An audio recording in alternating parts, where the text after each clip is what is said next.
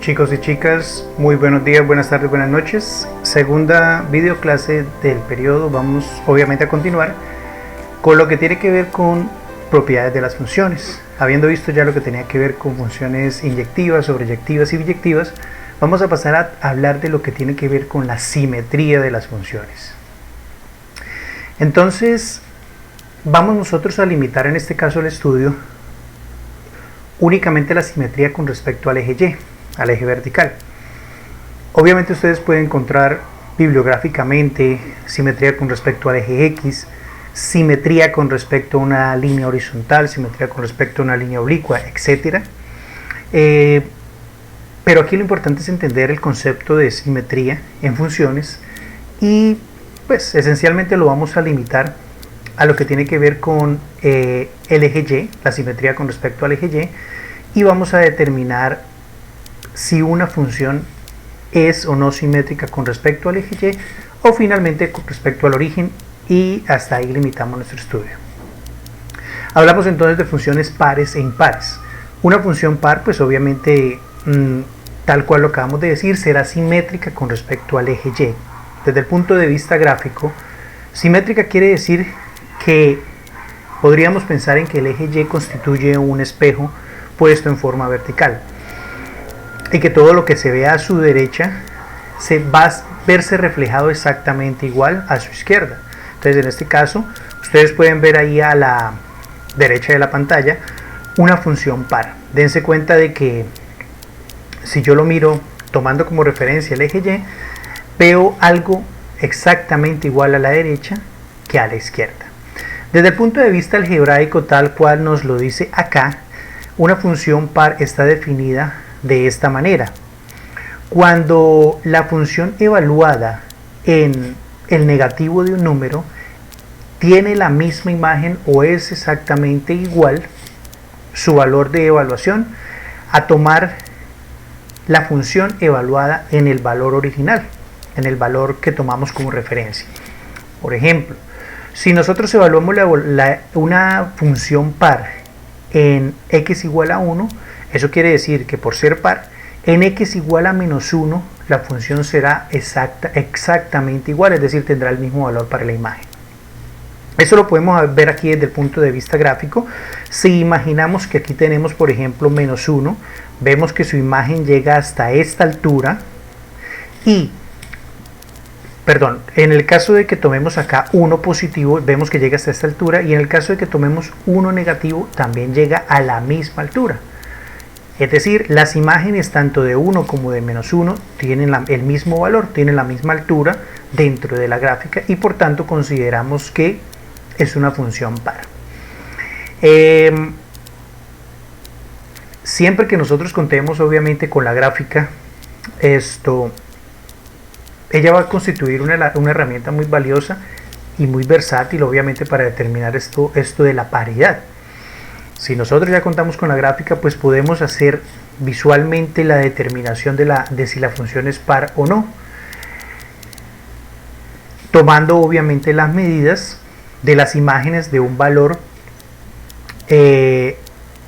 opuesto y un valor original con respecto obviamente al eje Y verificando que la imagen tenga el mismo valor.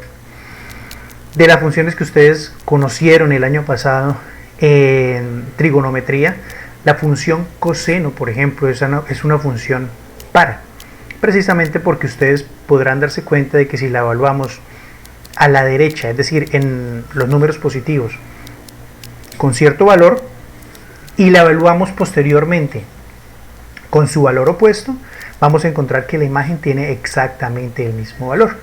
Eso es una función par. Y desde el punto de vista de una función impar, entonces vamos a imaginar ya no de pronto que el espejo está ubicado en el eje vertical, en el eje Y, sino que el espejo está ubicado de pronto de forma oblicua y en el origen. Entonces, en este caso, pues obviamente una función impar estamos diciendo que es una función simétrica con respecto al origen. ¿Qué podemos decir en este caso? Ahora imaginemos que, por ejemplo, aquí tenemos 1. Para él encontramos un valor de 2 positivo, 1 positivo con una imagen que es 2 positivo. Y si evaluamos menos 1, encontramos también que su imagen es de 2 negativo. Es decir, la imagen, lo que sube la imagen para el valor positivo es la misma cantidad que baja la imagen para el valor negativo. Si aquí subimos hasta 2, aquí llegamos a bajar hasta menos 2. Eso constituye entonces una función impar. Desde el punto de vista algebraico está definido de esta manera. Quiere decir que si yo hallo la función en el opuesto de un valor de x, el resultado de la imagen va a ser igual al negativo de evaluar la función en el valor original de x. Es decir, si yo evalúo la función en menos 1 para una función impar, entonces voy a encontrar que el valor va a ser el resultado de evaluar la función en 1 positivo y hallarle su inverso o su valor opuesto. Eso sería una función impar. Desde el punto de vista de funciones trigonométricas, entonces tenemos la función seno. Ustedes recordarán, por ejemplo, que la función seno para un valor x de pi medios tenía un valor de 1 y para un valor x de menos pi medios tenía un valor de menos 1. Bien, en el caso anterior entonces teníamos, vamos a devolvernos aquí un poco en la diapositiva para ver la anterior. Aquí tenemos un ejemplo entonces de una función par, 4 sobre x al cuadrado más 1, cuya gráfica es esta que tenemos aquí abajo. Vemos claramente que es par porque es simétrica con respecto al eje y, se ve igual a izquierda y derecha. Y en el caso de la función impar entonces tenemos aquí el ejemplo, 4x sobre x al cuadrado más 1, cuya gráfica es esta que se ve acá. Y vemos que es simétrica con respecto al origen. Es decir, que lo que vemos muy seguramente arriba positivo lo vamos a ver de este lado, abajo obviamente negativo. Esto implica entonces la imparidad. Esa es la manera de clasificar entonces funciones entre funciones pares e impares. Desde el punto de vista gráfico, que es una herramienta de corroboración obviamente válida y muy versátil. Y nos puede obviamente facilitar la determinación de la simetría de la función. Sin embargo, el trabajo que nosotros debemos hacer en este caso es más desde el punto de vista algebraico. Vamos a tratar de determinar la paridad o la imparidad de una función desde el punto de vista algebraico. Y desde el punto de vista algebraico, esencialmente, lo que nosotros vamos a ver, o más bien todo se limita desde el punto de vista algebraico a reemplazar la x por menos x. Porque fíjense que finalmente aquí mirando las diapositivas anteriores, todo se limita, determinar si es par o si es impar, todo se limita a hacer una evaluación de la función en el opuesto de un valor determinado de x, es decir, evaluar la función en menos x. Esta es la razón de por qué, para yo saber o determinar si una función es par o impar desde el punto de vista algebraico, que ya no gráfico, porque si lo hago desde el punto de vista gráfico lo puedo hacer visualmente. Si yo lo voy a trabajar desde el punto de vista algebraico, lo único que debo hacer es reemplazar la x por menos x, evaluar algebraicamente la función con todos los elementos matemáticos y aritméticos que nosotros conocemos y al final comparar el resultado que me queda de ese reemplazo con el valor original de la función, porque finalmente eso es lo que me va a determinar si una función es par o impar. Verificar si al evaluarla en menos x la función queda igual a la función evaluada en x, o si posiblemente quede invertida y entonces diríamos que es impar. Ahora, cabe aclarar antes de empezar con estos ejemplos que una función puede que no sea ni par ni impar. Entonces, en este caso los ejemplos nos dicen precisamente eso. Verifique si las funciones que nos están planteando son pares, son impares o definitivamente no son ninguna de las dos. Por supuesto, ya para empezar con los ejercicios, si una función es par, no va a ser impar, valga la redundancia. Y si la función es impar, pues obviamente no será par. No puede ser las dos cosas al tiempo. O es par o es impar, o definitivamente no es ninguna de las dos. Bien, entonces en los ejemplos nos piden determinar precisamente la paridad, o en otras palabras, la simetría de las funciones. algebraicamente. Tenemos la primera función f de x y de una vez vamos a contar de una vez con el gráfico de la función, solo a manera de corroboración hacia el final del ejercicio. Nosotros vamos a hacer el ejercicio de la determinación de forma puramente algebraica y al final lo vamos a corroborar, bueno, pues con la gráfica, simplemente para reforzar nuestro resultado. Entonces vamos a tomar aquí el lápiz y vamos a entonces a trabajar para determinar si la función f de x es una función par, es una función impar o definitivamente no es ninguna de las dos. Bien, entonces lo que hacemos, como habíamos dicho, entonces es tomar la función f y reemplazar la x por menos x. Reemplazar la x por menos x quiere decir simplemente que en todos los lugares donde aparezca una x en la función original, yo ahora voy a poner una menos x. Eso es lo que voy a hacer a continuación entonces. Entonces 4 por menos x al cubo más 2 por menos x. Reemplacé la x por menos x. Ahora, por una matemática ya muy antigua que ustedes manejan desde hace rato, yo sé algo y ustedes saben algo que se llama la ley de signos. La ley de signos me dice que si yo multiplico menos por menos me da más, y que si multiplico más por menos me da un resultado negativo.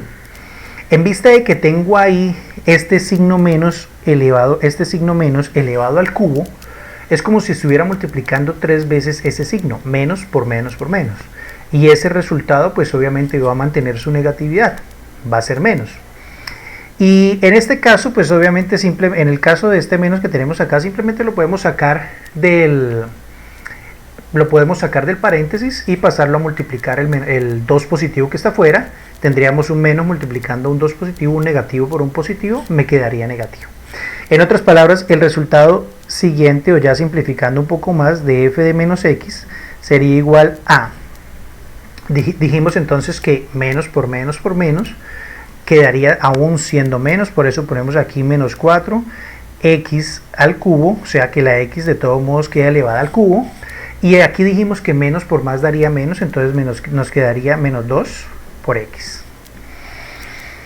Ahora podemos utilizar uno de los casos más sencillos y más empleados de factorización, que es el caso de factor común. Es como si tuviéramos un menos 1 multiplicando al 4 y un menos 1 también multiplicando al 2, y podemos sacar efectivamente ese menos 1 como factor común de la siguiente manera. Entonces tenemos f de menos x es igual a, vamos a borrar ahí para que no haya confusión. Bien, vamos a borrar acá.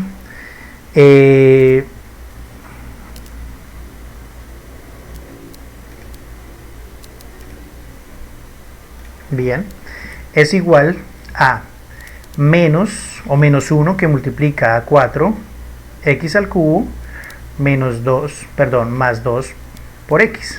¿Qué hice ahí? Insisto, lo que hice fue que sacar factor común el menos 1. Fíjense que si yo vuelvo y multiplico este menos por este positivo, vuelve y me da lo que tengo, este menos que tengo aquí arriba, y si multiplico este menos por este más, también me da este negativo que tengo aquí arriba. Lo que hice fue sacar, repito, como factor común el menos 1 y me quedó este resultado. Ahora voy a cambiar aquí de color para que no quede como parte del procedimiento. Resulta que ustedes pueden darse cuenta que esto que tenemos acá no es otra cosa, devuélvanse un poco arriba al primer renglón, no es otra cosa más que la función como la teníamos originalmente, es decir, esto es f de x como la teníamos originalmente. Y entonces, ¿qué podemos hacer nosotros en este caso? Retomando aquí entonces la pluma de color azul, siguiendo aquí al ladito, entonces podemos decir que f de menos x es igual a menos f de x, porque obviamente yo sé que eso que está ahí dentro del paréntesis en el paso anterior, es decir, acá en este lado, es igual a f de x. Como f de menos x es igual a menos f de x, eso nos está cumpliendo la propiedad de que la función sea impar. Cuando f de menos x es igual a menos f de x, decimos que es una función impar, de acuerdo al listado de características que habíamos mencionado anteriormente. Entonces llegamos a la conclusión de que esta función es impar. Ahora, tenemos obviamente para reforzar esto desde el punto de vista gráfico. Entonces desde el punto de vista gráfico lo podemos ver sencillamente, por ejemplo, en el 1. El 1 positivo, este que tenemos acá, tiene una imagen que es 6, es decir, aquí tenemos el punto 1,6. Y en el caso del menos 1, cuando hablamos de su opuesto, o de menos x, en este caso de menos 1, fíjense que el menos 1 tiene una imagen que es menos 1, menos 6. Esto hace que entonces que la función sea impar. Obviamente desde el punto de vista gráfico, fíjense que los dos valores se invierten. Se invierte tanto el valor de x como el valor de y. Y eso hace obviamente, o ratifica más bien lo que nosotros habíamos determinado desde el punto de vista algebraico, y es que esta función f de x efectivamente es una función impar. Bien, segundo ejercicio o segundo ejemplo. Tenemos la función g de x. La función g de x, tal cual está ahí escrita algebraicamente, tiene esta gráfica. Obviamente nosotros entonces vamos a hacer la determinación algebraica de si esta función g de x es una función par o impar, o definitivamente ninguna de las dos. Hacemos esencialmente lo mismo. Entonces tomamos g y cambiamos la x por menos x. Eso quiere decir entonces, como lo hicimos en el ejemplo anterior, que todos aquellos lugares donde aparezca entonces una x, los vamos a reemplazar por menos x. Aquí reemplazamos por menos x al cuadrado más la raíz cuadrada de 3 menos x todo elevado a la 4. Nuevamente recurrimos o apelamos a la ley de signos. Ustedes saben entonces que menos por menos da más. Que si nosotros pensamos en esto que tenemos acá como un menos 1, estaríamos, al elevarlo al cuadrado, estaríamos multiplicando menos 1 por menos 1. Y en este caso, si pensamos que esto que tenemos acá es un menos 1 también, estaríamos multiplicando 4 veces por sí mismo el menos 1 por menos 1 por menos 1 por menos 1, y eso en últimas va a redundar en un número positivo, es decir, ese signo negativo se me va a desaparecer y me va a quedar un signo positivo en ambos casos. ¿Eso qué quiere decir? Bueno, continúo con la evaluación algebraica. G de menos x es igual el 2 que tenemos acá en el numerador sobre el signo menos, dijimos, se va a desaparecer por estar elevado al cuadrado en este caso, o elevado a una potencia par, y me quedará simplemente x al cuadrado más la raíz cuadrada de 3 menos, y aquí nuevamente sucede que por ser una potencia par el signo menos desaparece, me queda positivo y me quedaría x a la 4, 3 menos x a la 4. Ahora vuelvo y tomo el lápiz de otro color, o la pluma de otro color, y aquí no es difícil darse cuenta de que, ustedes lo pueden comparar con lo que tenemos al principio, de que todo esto que yo tengo aquí, pues no es otra cosa que la función original g de x. Comparen un momento, por favor. Dense cuenta de que es exactamente igual. ¿Eso a qué nos lleva? Pues obviamente a concluir en este caso que la función g evaluada en menos x es igual, exactamente igual a la función g evaluada en x. Lo que por tanto nos lleva a la conclusión de que esta es una función par. Esta es una función par, evaluada algebraicamente. Ahora, claro, si nosotros contamos con la gráfica como medio de corroboración, como sucede ahí, podemos ver entonces, por ejemplo, que la imagen de 1, que es aproximadamente 2, aquí la tenemos, aproximadamente, repito, 1,2, y en el caso de la imagen de menos 1, la vemos más o menos por acá, y vemos que la imagen de menos 1 es menos 1,2, es decir, al invertir la x, al invertir el valor de x, en este caso 1 por menos 1, o utilizar los opuestos, la imagen tiene exactamente el mismo valor, en este caso 2. Tanto para 1 como para menos 1, el resultado nos proporciona una imagen que es igual a 2. Por ser la misma en esos dos valores opuestos, desde el punto de vista gráfico, llegamos a la conclusión de que es una, o más bien, no a la conclusión, a la ratificación de que sí es una función par. Ratificación porque obviamente ya lo habíamos determinado desde el punto de vista algebraico. Bien. Tercer ejemplo. De una vez nos aparece la gráfica. En este caso, chicos y chicas, pues la gráfica es muy diciente. Ya podríamos decir, desde la gráfica ya podemos ver que ahí no se va a presentar ningún tipo de simetría, no hay igualdad de proporciones a izquierda y derecha del eje Y, ni tampoco hay igualdad de proporciones con respecto al origen. Ya podríamos ver desde el punto de vista gráfico que no es una función simétrica, no tiene ningún tipo de simetría. De todos modos vamos a determinar algebraicamente la simetría de esta función haciendo lo mismo que ya habíamos hecho. Entonces tomamos la h, la evaluamos en menos x. Esto quiere decir entonces reemplazar todos los lugares donde esté la x por menos x. Entonces aquí ponemos menos x a la 5 más 7 por menos x al cuadrado más 3 por menos x, bueno, menos 1. Hice el reemplazo de x por menos x. Voy a completar un poco aquí este paréntesis para que no quede así como tan... Bueno, reemplazamos la x por menos x. Ahora utilizamos entonces la ley de signos, digámoslo así, extendida, para determinar entonces en este caso, o más bien para solucionar algebraicamente o aritméticamente esta ecuación o esta forma algebraica de la función, o simplificarla si se quiere ver desde otro punto de vista. Aquí en este caso entonces tenemos, en este primer caso tenemos una potencia impar, en este caso tenemos una potencia par, y en este caso volvemos a tener una potencia impar. Aquí tenemos par, la potencia es par, aquí la potencia es impar, y aquí también la potencia es impar.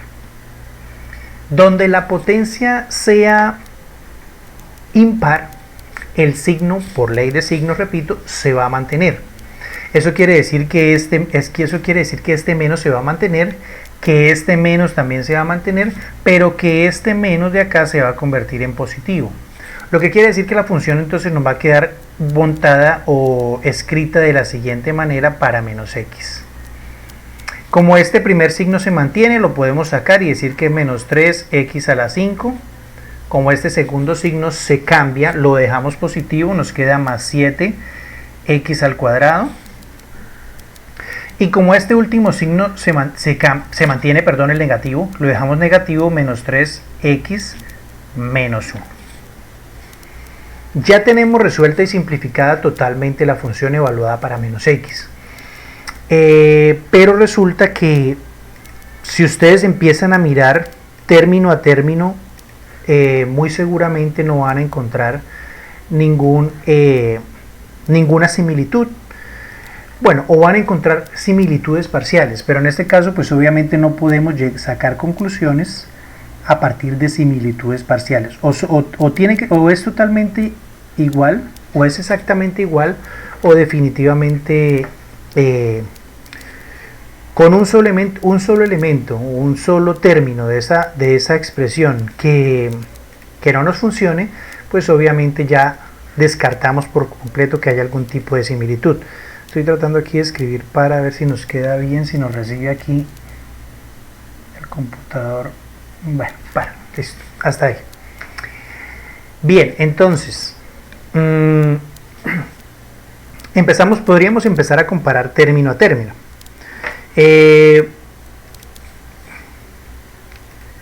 Saquemos acá la pluma. Entonces, bueno, el primer término, si lo miramos menos 3x a la 5, entonces podríamos inclinarnos hacia el lado de que, bueno, de pronto lo encontremos invertido, es decir, con el signo opuesto. Entonces vámonos por ese lado. Bueno, mirándolo desde el punto de vista de un valor opuesto, bueno, este está opuesto al primero, entonces por ahí vamos bien. El segundo ya nos falló, porque fíjense que aquí en este caso tiene signo positivo y aquí también tiene signo positivo, lo que quiere decir que desde el punto de vista del opuesto ya no se va a cumplir. Este también nos funcionaría acá en este caso, pero fíjense que este también nos falla, porque aquí tenemos menos 1 y si se tratara de un opuesto, en realidad deberíamos tener más 1. Como tenemos el mismo, fíjense que ahí se desequilibra, hay dos términos que no nos sirven, y por eso ya descartamos que sea el opuesto. Ahora, si pensáramos que podríamos compararlo con el mismo o factorizando el signo menos, vamos a tratar de hacerlo. Entonces escribimos h de menos x, factorizamos el signo menos, a ver si de ese modo nos funciona. Menos, aquí nos quedaría 3x a la 5, en este caso nos quedaría menos 7x al cuadrado. En el siguiente nos quedaría más 3x y en el último caso nos quedaría más 1. Entonces, si nosotros ahora comparamos esto que está dentro del paréntesis con lo que teníamos originalmente, hagámoslo entonces con otro color. Vamos a ver, nos vamos a encontrar entonces con que, bueno, el primer término cumple con rojo, listo, cumple el primero, es igual, para compararlo para asumir que son iguales, o especular con que son iguales y verificarlo después. Listo, el primero está bien, pero el segundo falla, porque aquí está negativo y aquí está positivo. El tercero después de pronto vuelve y funciona, listo, perfecto, aquí funcionó, pero el último otra vez vuelve y falla. Esto quiere decir que no podemos decir de ninguna manera que h de x sea igual, perdón, corrijo, que h de menos x sea igual a menos h de x, ni que h de menos x sea igual a h de x. Lo voy a escribir acá a este lado. Entonces, h de menos x es diferente a h de x. Por eso que escribimos ahí en rojo, podemos llegar a la conclusión de que la función no es par. Ahora, si comparamos, hagámoslo con otro color, si comparamos h de menos x con menos h de x, tampoco es igual, porque lo vimos entonces en el caso de aquí de esta última prueba, tampoco es igual. Y entonces en ese caso pues también decimos que la función tampoco es impar. No es par ni es impar, no es ninguna de las dos, es decir, la función no tiene ninguna simetría. Desde el punto de vista gráfico, pues obviamente aquí queda corroborado. Fíjense que por ejemplo el valor para 1 podríamos pensar que es, bueno, pensemos en el valor para 0.5 que es más preciso aproximadamente. Podríamos decir que aquí más o menos tenemos un valor de aproximadamente 0.5,2, mientras que en el lado del menos 0.5 podríamos pensarlo por acá, obviamente no alcanza a llegar al menos 2, y aquí tenemos por ejemplo el caso de menos 0.5 aproximadamente menos 1. Voy a borrar aquí un poquito para que nos quede un poco más claro. Menos 0.5, menos 1. Entonces fíjense que no hay por ningún lado simetría, no hay equidad de proporciones, no es una imagen especular a izquierda y derecha, ni con respecto al origen, desde el punto de vista gráfico, y desde el punto de vista algebraico, pues no nos dio por ningún lado. Reemplazamos por menos x, no nos dio, al reemplazar por menos x, ni igual a h de x, ni tampoco nos dio igual a menos h de x. Concluimos que la función no es par, ni tampoco es impar. Funciones crecientes y decrecientes. Posiblemente yo aquí me de unos valores diferentes a los que aparecen en la guía, pero bueno, vamos a decirlo así de forma rápida. Desde el punto de vista teórico, la definición de crecimiento y decrecimiento es como enredada, es como compleja, no dice mucho. Yo traté en la guía y voy a tratar acá de decirlo de forma más sencilla. Entonces ustedes van a imaginar simplemente que ponen el dedo índice, bueno, o cualquier dedo sobre la gráfica se van a mover por la gráfica de izquierda a derecha, y al moverse de izquierda a derecha, si su dedo, sobre la gráfica repito, si su dedo sube, ese tramo, ese intervalo durante el cual sube su dedo es un tramo o un intervalo de crecimiento, y si su dedo baja llevándolo sobre la gráfica, pues es un intervalo de decrecimiento. Bien, aquí nos piden determinar un intervalo de crecimiento y uno de decrecimiento para las dos funciones que tenemos ahí. Entonces vamos a empezar con la de la izquierda, la función f de x. Si yo me muevo, tenemos marcador acá, sí, bien. Si yo me muevo con el dedo en dirección de izquierda a derecha en este sentido, pues obviamente si quiero encontrar un intervalo de crecimiento lo puedo encontrar por ejemplo en este pedacito, en ese que acabo de colorear ahí. Fíjense que si ese movimiento que hice con la pluma lo hiciera con el dedo, pues el dedo tendría que necesariamente subir.